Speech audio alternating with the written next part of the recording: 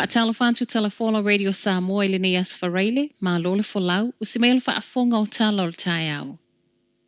Se lau iwa se fuluono miliona le vaengol paketi ua au mai mole community Pasifika. Olona o tootonga e au fiai, ele o ngalo ele malola na tautinonga whaatatau I oso whainga whailonga lanu whaie vaveau. Lea na a fiai a inga Pasifika po o dawn rates. O le tausanga te alwaina whaiel whaato e se ngaloa ia le malo, ta wala mai tamaita I pāle Mia Jacinda Ardern, ma o le sau le paketi ana nafiolo o a fi ma iai le se fulu tolu te si ma le fitu miliona. O se vai ngā tupe na saunole minista o tangata Pasifika au Peter William Seal, ele o ngalo I le malola na dawn rates apology package, ma o se fesoasoani tele, e fesoasoani ai pia I le toe osi o le nofu le lei, mauna ia ma whaamalo sia whanau ia toa ma malo losi, a o fe whaasoa I eitala ango mea na tutupu I o na waitau. O le nei vai ngā tupe o le alu I le teu le va community fund. Ua vi ia ai e le councillor au kilani sauteo ia fo le suimo mo e mo le tofi po le nua au kilani whaanana e Feso Collins le tau mawhaio au pito malona tu malosi mai mo tangata Pasifika. Mo tangata Pasifika lava, o le fase fuluiva miliona o le afausiaile o atu I le tolu se lau fale o ainga Pasifika I le tui sa e o porirua. Ma o nei fale e whai e totono le isi se fulu tausanga o lumanai. O le fase fuluiva te si maleiva miliona o le alu I le Pacific Provider Development Fund e langolangwai Providers Pasifika a oanga I mali atu I le suinga fo o le pūlenga le soifua malo loina. Mo tangata au kilani saute, ua maua mai le lua se fulu miliona I whai ai polo kalametu iti ai le tino puta whaapea tonga fitinga I moomia, ma e taula I lea fesoasoani tangata Pasifika o loo au mau I lea vaenga au kilani. O le isi uma vaenga o totoe o le selau iwa se fuluono miliona o lo alu I polo kalame o lo una I aia onga fa o ngā ina o le ngangana polo kalame fesoasoani tangata Pasifika ma ngā luenga fa apea pisinisi Pasifika.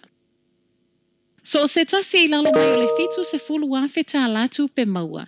O le amaua le whaamanianga I tolu se lau lima se fulu tā latu sa lea ma le luas fulu fitu tā lai le vai aso e fesoasoani ai I le tau ngata o le tau o le soifuanga.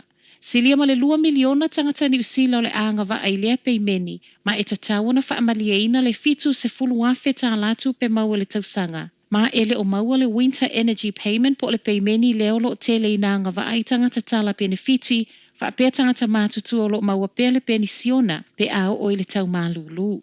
O se fesoasoani o le awai vai ma sino au kuso, se tema ma o ketopa, ma e tusalona tau ma le valu se lau se fulu 5 miliona. Ma o lo sau mai tupe totoe na tu ese mo le koviti.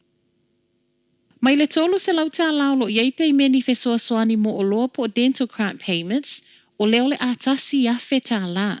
Ua ova ma le whaatoluina le fesoasoani mo o loa o tangata angawaa. Ma o lo manuiai lato o lo tala benefiti, tala penisiona, whaapea tangata o lo whaamalieina le maualunga whaatapula o tupe maua e angawaa I se fesoasoani mai le malo. Saunole Minister le Social Development Carmel Sepuloni o se siitanga ua whaatau nuua le polo misi le malo na whai mai. Ina ua toe tō fia le lua afe lua se fulu. Ua sawai ma le teuteunga o le anga vao tangata e whaatalo sanga ina le neife soasoani le toe totongia. O le ale na o tonga fitinga o loa wa iei se tūlanga tinga ina tele whaato ama whaiona maua le tasi afe tā la. Ewi ilea siitanga mawalunga mai le sa pulesilo le Associate Salary Medical Specialist Ian Powell ele o lava, o le tolu se lau tā laulo iai. O le maualunga lava lea wa atoa le 2.5 tausanga ele isi ia. O le fina ngalo Powell, sa te tawana whaia fua e au noma se tutongi. O le ale to yeisa system o loo whailonga ia o ngā mai le tasi I le se fulu diesel system. Mo le telo tausanga walu, o le system leo loo whaonga ina e fua le te leo le fesoasoani ale malo mo se a onga. Pei tae ma le minister wa onga Chris Hipkins o le awha amuta mai le tausanga fou.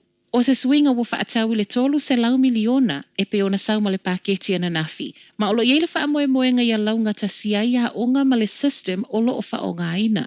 O le le toe whaatulanga ino wa onga se whaingo le a whaamoe moe tele I whaamtalanga. Ma o le atu wai fo ele tusi lima ia onga o lo ta ua o lower deciles. O le tolu se lau miliona mo le swing o le system a onga o lo sau mai le latalata I le tolu piliona ua whaamatu mai moa onga.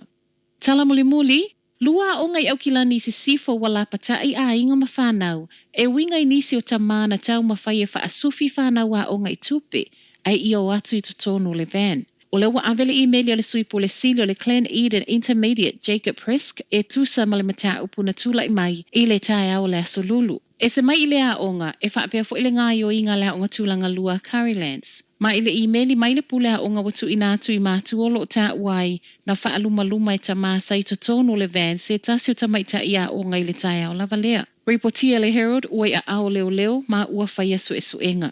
Tala nao le tae au manuia le nei aso. Sale Tonga Sands Resort and Spa.